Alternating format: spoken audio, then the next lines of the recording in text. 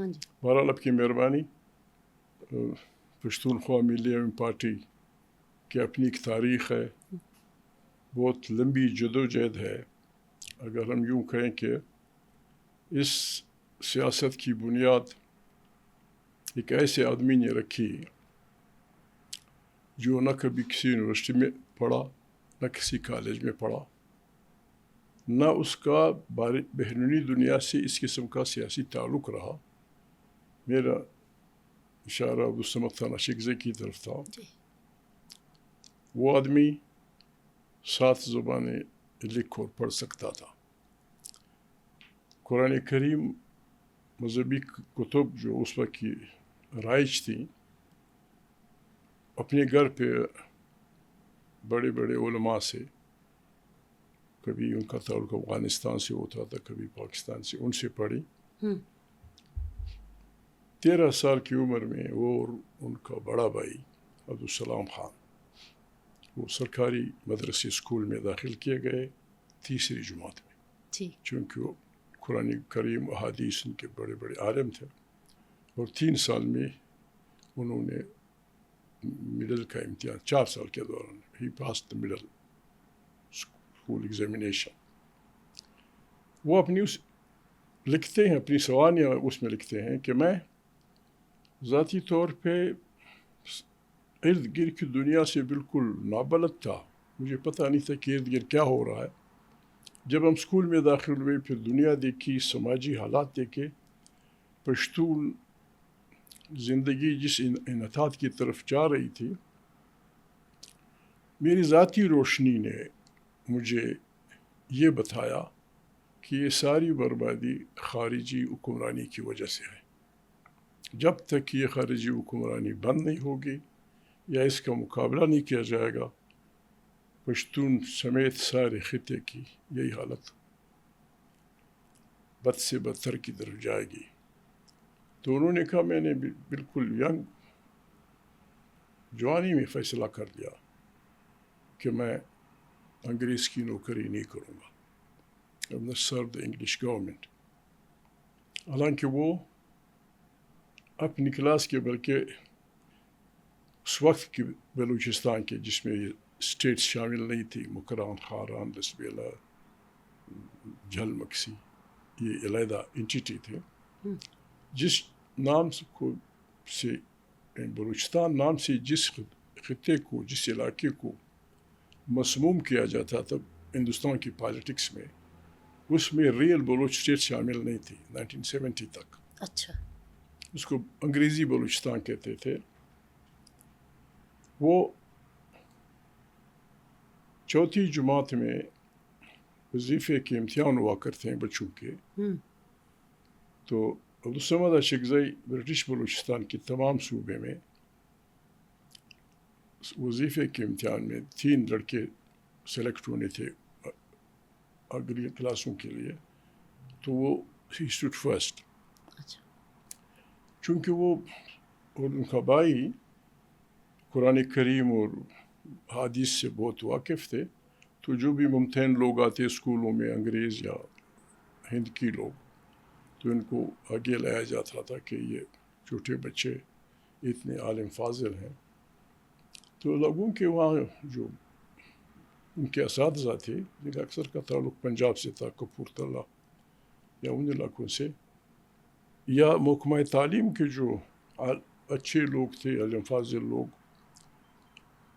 ان سے وہ ہوتی تھی کہ آپ کو آگے پڑھنا چاہیے, ایجوکیشن.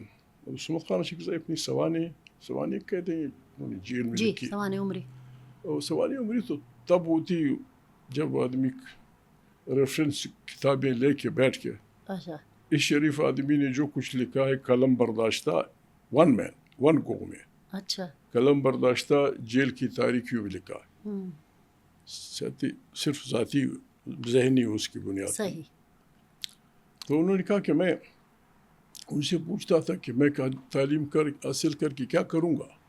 کہتے ہیں پھر آپ کمشنر بن جائے گا, آپ ڈپٹی کمشنر بن جائے گا. وہ میں اپنے آپ پہ پابندی لگا چکا تھا اپنی طرف سے کہ میں نے انگریز کی نوکری نہیں کرنی. تو اس لیے میں باوجود اپنے خاندان کی اس کے کہ مجھے مراعات مل رہی تھی سرکاری اس پہ، تو 8ویں جماعت پہ انہوں نے چھوڑ دیا. 1922 میں پہلی دفعہ انہیں ان کے بڑے بھائی، ان کے دوست ذرا دور کے رشتہ دار محمد ایوب خان اچکزئی جو پشتونستان موومنٹ پہ پھر افغانستان چلے گئے تھے اور وہیں خدا مغفرت کرے انہیں وہیں وفات پائی، ان کو گرفتار کیا گیا. They were too young. یہ پشتونستان موومنٹ اس وقت سے شروع تھی؟ اس وقت تھی 1929. اچھا، اور اس کے پیچھے بنیادی مقصد کیا تھا؟ میں تھوڑا سا اپنے سوالوں کی طرف بھی آتی ہوں. یہی کہ خارجی حکمرانی کی مخالفت کرنی ہے. اچھا، کہتے ہیں ہمیں اس کا تجربہ نہیں تھا کہ کس طرح کریں، نہ کوئی استاد تھا، نہ ہم نے کسی سیاسی پارٹی سے تعلق رکھا تھا، نہ اس وقت کے بلوچستان میں اس کا کوئی تصور کر سکتا تھا.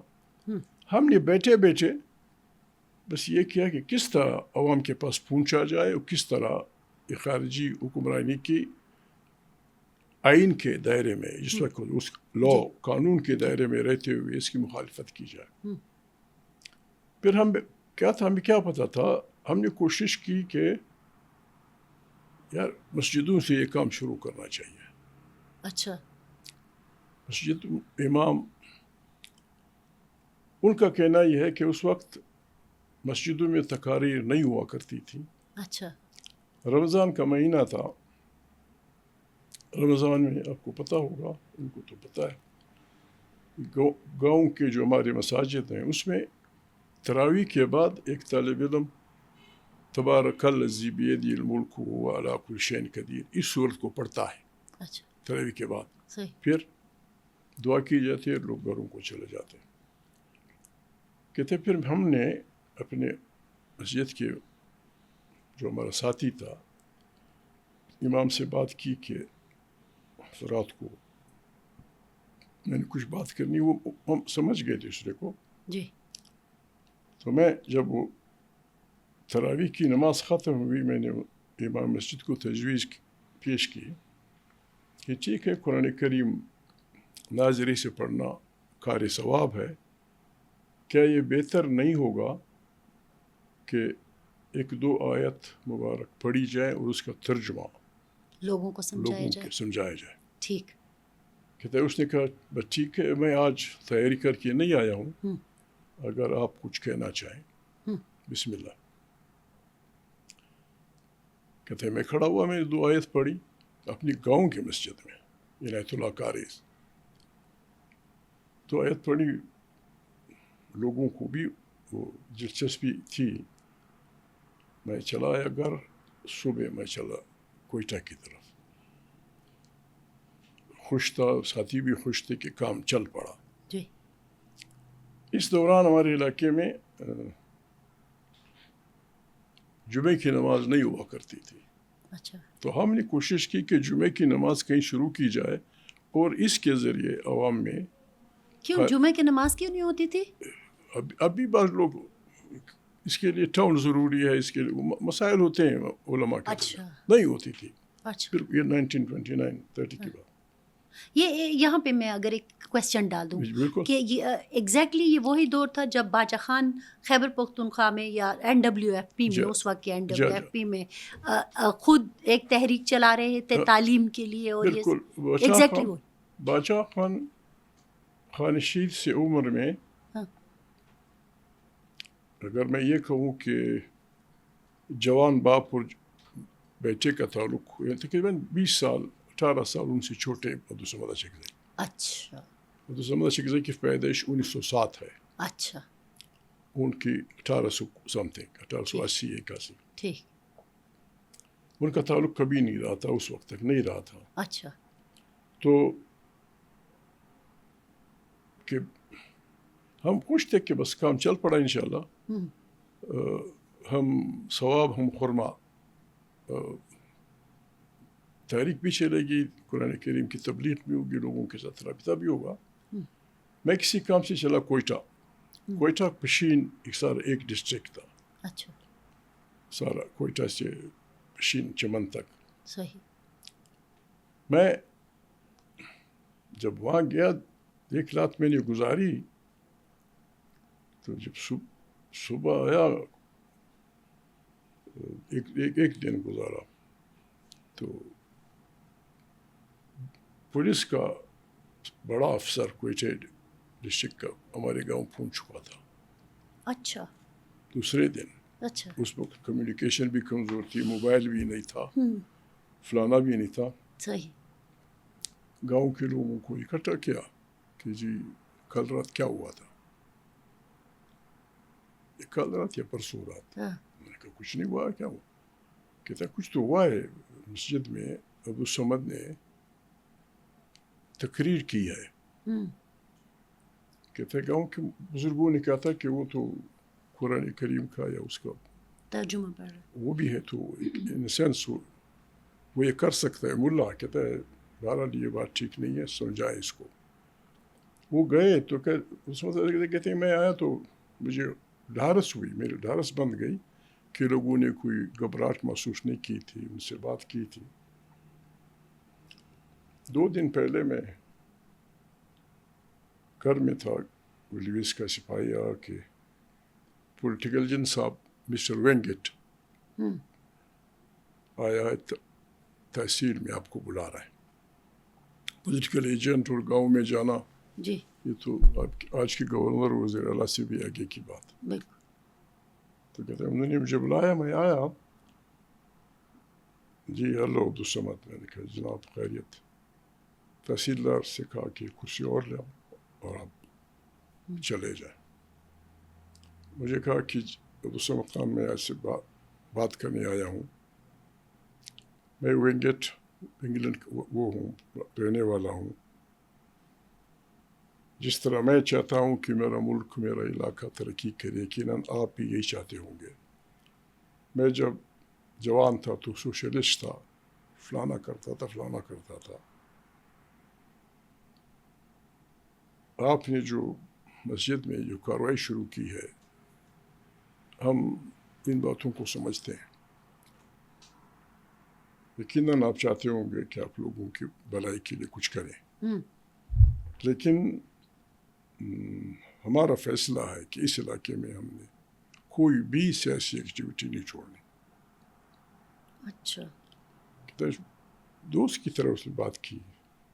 کہتا ہے میں نے اسے کہا, میں نے کہا میں تو اس امید پہ تھا کہ آپ مجھے سپورٹ کریں گے. میں نے ہم قانون کے اندر رہتے ہوئے لوگوں کو بنیادی انسانی حقوق جو کچھ ہے وہ دیں گے. کہتا ہے جو کچھ ہے میں آپ سے کہہ رہا ہوں بحیثیت وینگٹ, جب میں چاہتا ہوں کہ میرے اپنے عوام میں کچھ ہو, آپ جی جیسے لوگوں نے جس کا بیک گراؤنڈ یہ ہو, جن کا بیک گراؤنڈ یہ ہو, لیکن بس میں آپ سے صرف اس لیے آیا تھا کہ ہم اس صوبے میں اس وقت یہی صوبہ تھا ہمارے چیف کمشنر کا, بس میں نے آپ کو بتا دیا ہے, اگر آپ نہیں مانیں گے تو ہم مجبور ہوں گے, ہم آپ کو گرفتار کریں گے. اور ہنس کے کہا کہ پھر اپنے ہی لوگ یعنی FCR, اس وقت یہ FCR تھا وہاں بھی, اپنے لوگ آپ کو سزا دیں گے. میں نے آپ سے کہہ دیا. کہتے ہاتھ ملایا, اس نے کہا ویل عبدالصمد گڈ بائی. کہتے بس میں نے ان سے کہا, میں نے کہا بس ابھی مجبور ہے, میں بھی مجبور ہوں, گڈ بائی. تو ہم چلے آئے. بلوچستان جانے سے پہلے, بلوچستان ٹاپک پہ جانے سے پہلے, بلوچستان ایز سچ جس طرح اب ہے, یہ 1970 سے پہلے وجود نہیں رکھتا تھا. اچھا. میں نے اسی لیے کہا کہ بلوچستان کو نہ چھیڑیں. بلوچستان جس چیز کو کہتے تھے, یہ وہ علاقے تھے جو انگریزوں نے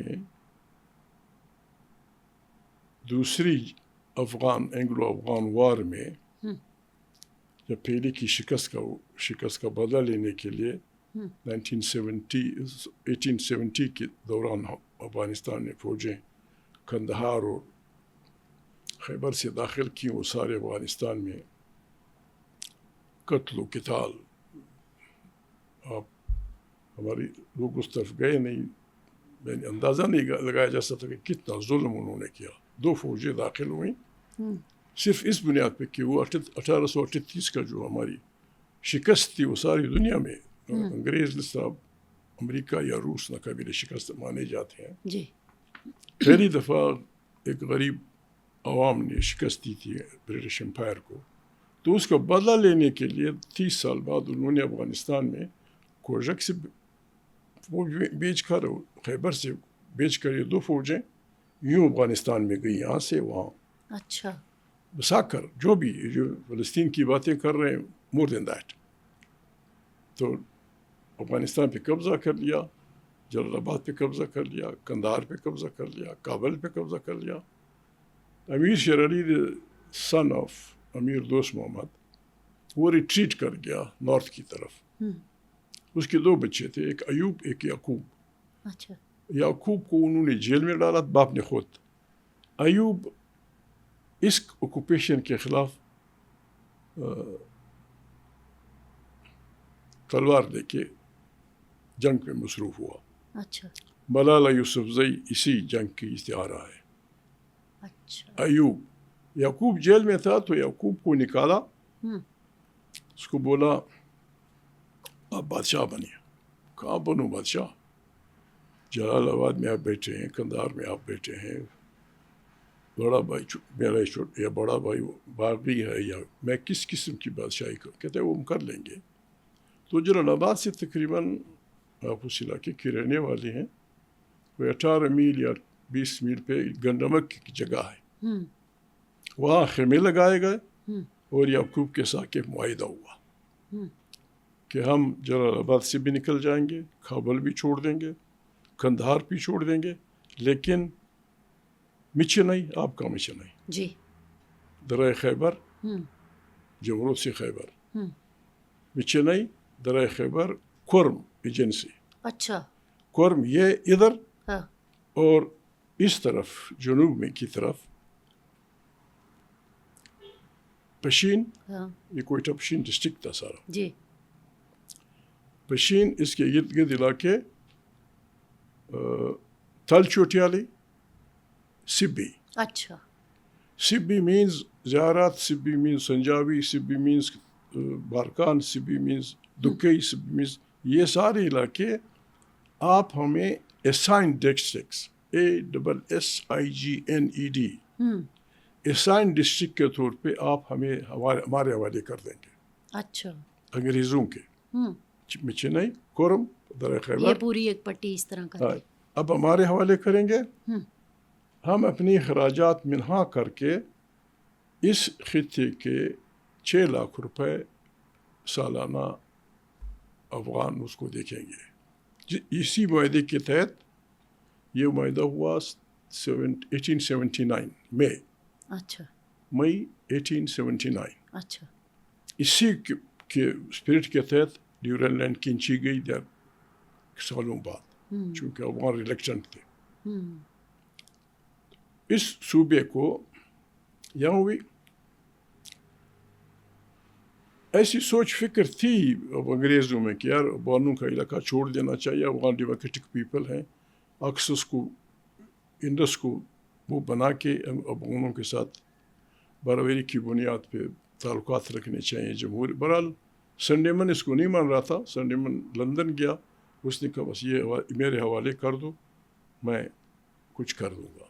تو سنڈیمن نے as a political agent Quetta کو مرکز بنا کے 2-4 سالوں میں ارد گرد کے علاقے, پشتون جو علاقے جو بڑا سر ہے بلوچستان کا, اس کو اس میں شامل کر کے پہلی دفعہ 1886 میں ایک مسلمان چیف کمشنر پروونس کا اعلان کر دیا. اچھا اس وقت ہمارا بڑا صوبہ, آپ کا صوبہ پنجاب کا حصہ تھا. اچھا یور پنجاب, جی آپ پنجاب تھے. تو پہلی دفعہ افغان ٹیریٹریز پہ اس کے ساتھ بھی کو یاغستان کہتے تھے, جوب اور ارد گرد کے جوار علاقے, مساخیل, ان علاقوں کو شامل کر کے اس کو برٹش بلوچستان کا نام دیا چیف کمشنر کا نام دیا گیا. اچھا. کیرو اپنی کتاب میں لکھتا ہے, کیرو اولف کیرو گورنر رہا ہمارا NAAFP میں, اس وقت نام یہ تھا. کیرو اپنی کتاب میں لکھتے ہیں کہ یہ مس نوور تھا. کہیں بھی ایسا نہیں ہوا جہاں انگریزوں نے کسی علاقے کو چھینا ہو اور انہوں نے اس کا نام تبدیل کیا ہو. اچھا. Guinea, British Guiana, British Somaliland, British Ireland, British India, British فلانا, لیکن یہاں قصدن اور آمدن اسے برٹش افغانستان کی بجائے برٹش بلوچستان کا گمراہ کن نام دیا گیا. اچھا. اس سے پھر ہمارے چونکہ ہمارے بالکل پشتون ٹیریٹری سے ٹچ دو ہماری قبیلے ہیں بھائی, بگٹی اینڈ مری, یہ پشتون سبی کے ساتھ لگے ہوئے ہیں. تو بگٹیز اور مریز ہمارے ساتھ شامل کیا گیا اور اس کو چیف کمشنر کا صوبہ بنایا گیا. اس کے لیے ہاؤس آف لارڈس کی طرز پہ ایک شاہی جرگہ نام دے کے ہر قبیلے کے سردار کو اس کا ممبر بنایا گیا. اچھا. کوئٹہ جو پشتون علاقے تھے اس کو ڈپٹی کمشنر ٹائپ سے اس پہ لگا دیا گیا. اس میں یہ ہمارے ساتھ شامل تھے, بگٹی تو ہمارے ساتھ شامل تھا, مری. پھر 10 سال بعد خانقلات کو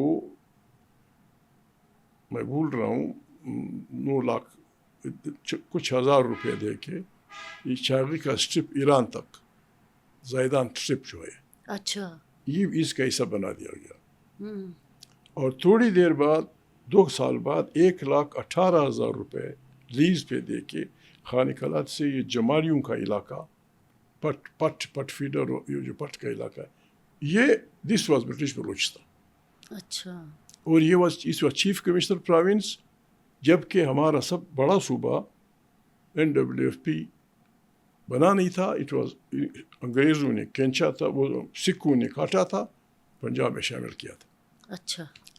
تو میں برٹش بلوچستان میں سیاست کا آغاز عبدالصمد اچکزئی نے کیا. جب وہ میں عرض کر رہا تھا, جب انہوں نے یہ بات کی تو ان کو پکڑ لیا گیا کہ تم وہ کر رہے ہو. ایک بات اور آپ کو, اس کی تاریخ میں پہلی دفعہ, ہندوستان کی تمام تاریخ میں پہلی دفعہ سیاسی مقاصد کے لیے انگریز افسروں کو اغوا کیا گیا. انگریز افسروں کو اغوا کیا گیا؟ یس. اچھا. یہ عبدالصمد اچکزئی 22 سال کے تھے, ان کے بڑے بھائی 24 سال کے, ایوب خان اچکزئی, ان کا ایک ماموں محمد عیسیٰ خان. جب یہ گرفتار ہوئے تو جرگہ بیٹھا, ان کو تفصیل لمبی ہے. چمن میں ملا عبد المطلب اور تقریباً 17-18 اچکزئی قبائل, جس میں مختلف قبائل کے لوگ شامل تھے, انہوں نے چمن شاہراہ جو کوشک ہے جی, اس پہ میجر فریر, کیپٹن پارلے اور ان کی بیگم یہ آ رہے تھے چمن سے, انہوں نے راستہ بند کیا اور آ کر کے افغانستان لے گئے. وہاں انہوں نے ایک خط چھوڑا کہ جب تک ہماری ان ینگ خوانین کہیں یا جو بھی ہیں ان کو آپ نہیں چھوڑیں گے, ہم اس وقت تک آپ کے حوالے نہیں کریں گے. اچھا. تو فریر اس کی بیگم وہ کو لے گئے. اچکزئی صاحب لکھتے ہیں کہ ہم اس میں تھے, پولیس لائن میں تھے, ادھم مچ گئی پولیس والوں میں, ادھر ادھر بھاگنے لگے. کوئی عید میلاد النبی کا دن تھا یا جو بھی تھا, لاریاں بھری گئی, لیکن علاقے کی جو پولیس تھی, خاص کر اچکزئی پولیس, ان کو نہیں لے جا رہے تھے. ہم پریشان تھی کہ ہوا کیا ہے.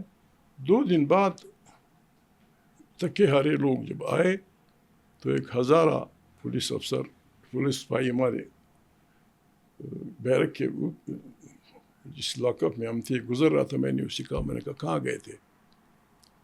کہتا ہے وہ اس نے کہا ہم گئے تھے, ایک آدمی اچکزئی لوگ پتہ نہیں اغوا کر کے لے گئے ہیں. کو و کتابی تک وہ آئے. تو یہاں سے ان کی تاریخ شروع ہوئی.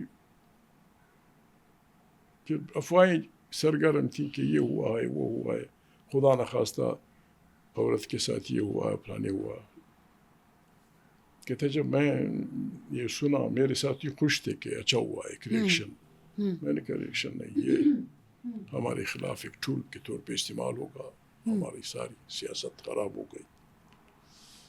لیکن اچھا ہوا جب وہ آئے, بی بی نے بھی کہا, میجر پارلے نے بھی کہا کہ ہمیں بالکل انتہائی شرافت سے انتہائی عزت سے رکھا گیا, جو کچھ ہم کھا سکتے تھے پنیر لسی فلانا فلانا بھی دیا گیا. انگریز پاورفل تھا, انہوں نے پریشرائز کیا افغان گورنمنٹ کو, یہ ریٹرن بیک.